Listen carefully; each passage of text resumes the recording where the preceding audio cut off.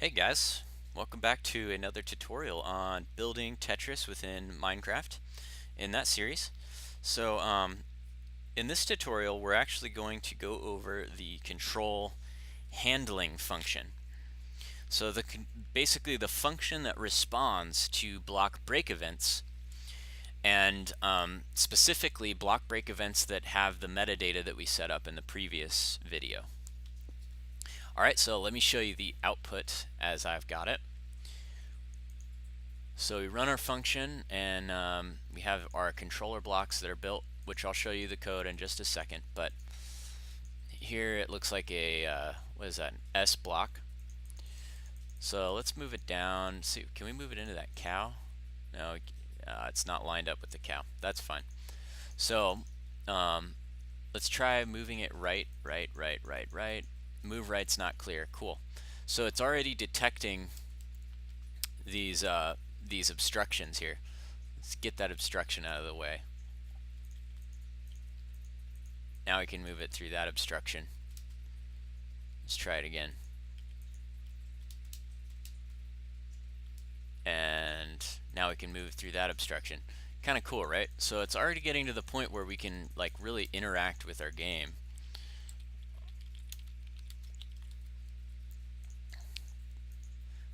We can't rotate left because that spot's taken up by dirt, but let's try doing what we did before. Let's dig some spots out for this thing to rotate.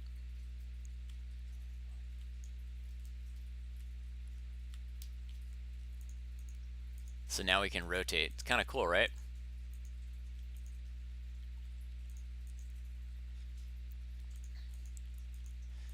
And it's interesting, you can actually see that though it looks like it's the same exact position, it's actually not. Based on that that reference sheet that we were using, the upside down is different than right side up as far as the S goes, even though it looks exactly the same.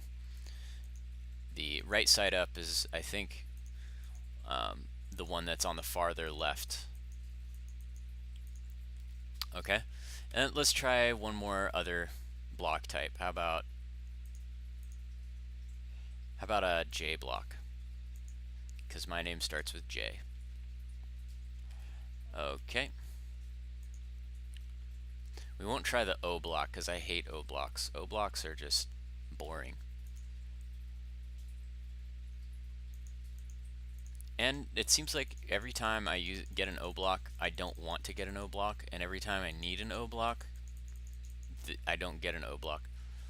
Okay, cool. So it looks like the J is working correctly. Let's try making a little pathway for him.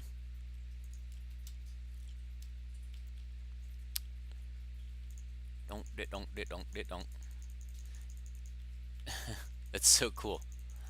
It's like by this time I was actually, this is exactly to the point where I got when I was originally building this, and at this point I was super excited. I was like, yes, this thing is finally coming together. And you guys should start getting excited as well.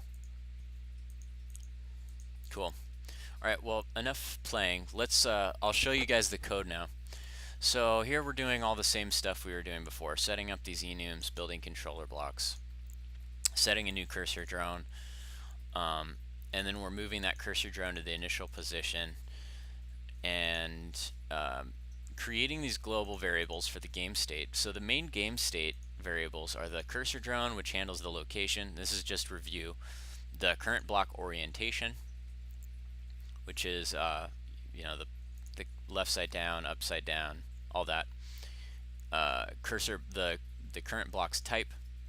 And we need to actually set these up now because these variables are global, and we need to be able to access these global variables in different functions, such as the on block break function, which responds to the controls, as well as the game loop.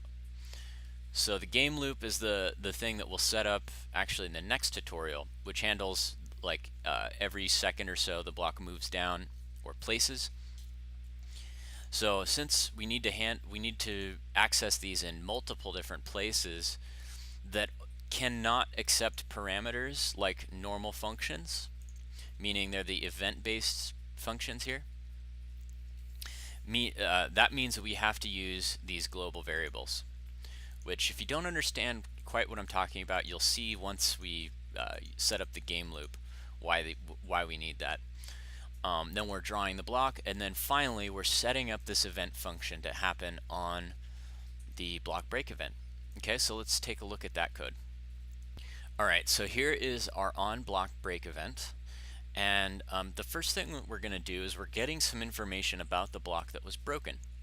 And primarily what we want out of that event is we want the location of the block that was broken, because that's what we have to pass in to this function, the get hidden data function, which is going to return whether or not there was a controller, and if there was a controller, it's going to return the kind of controller.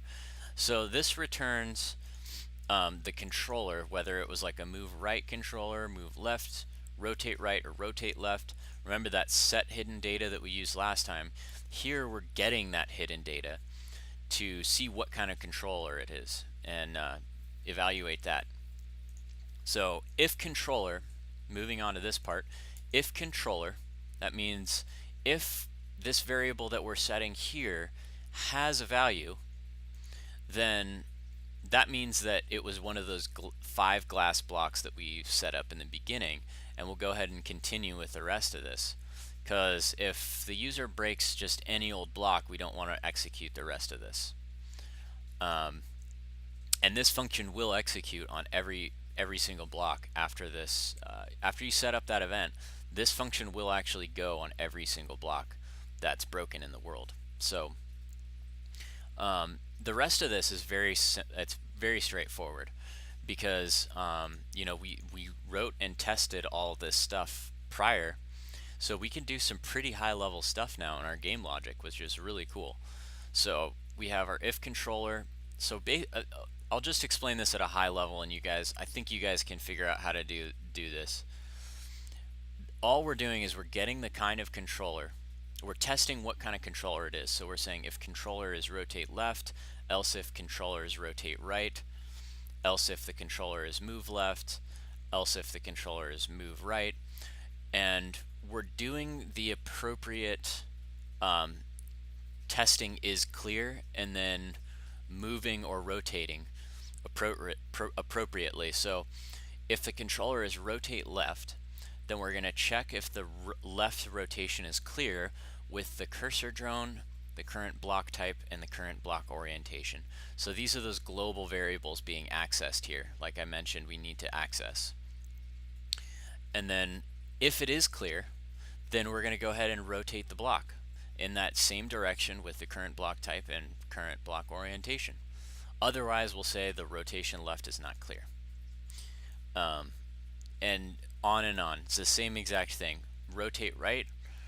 We're going to check if the rotate right in the right direction is clear. If it is, then we'll go ahead and actually rotate.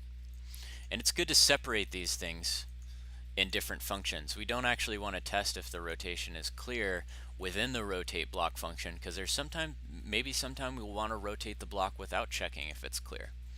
Or sometimes we'll want to check if it's clear and not rotate the block. So, and on and on. Here we go. So let's just look at one more of these. If the controllers move left, we're checking to see if the move left is clear, and if it is, then we're going to actually move the block left. You know, it's pretty straightforward logic there. And I think, one other thing. So make sure you guys implement all 5 of those different checks. So move left, move right, rotate left, rotate right, and then the move down.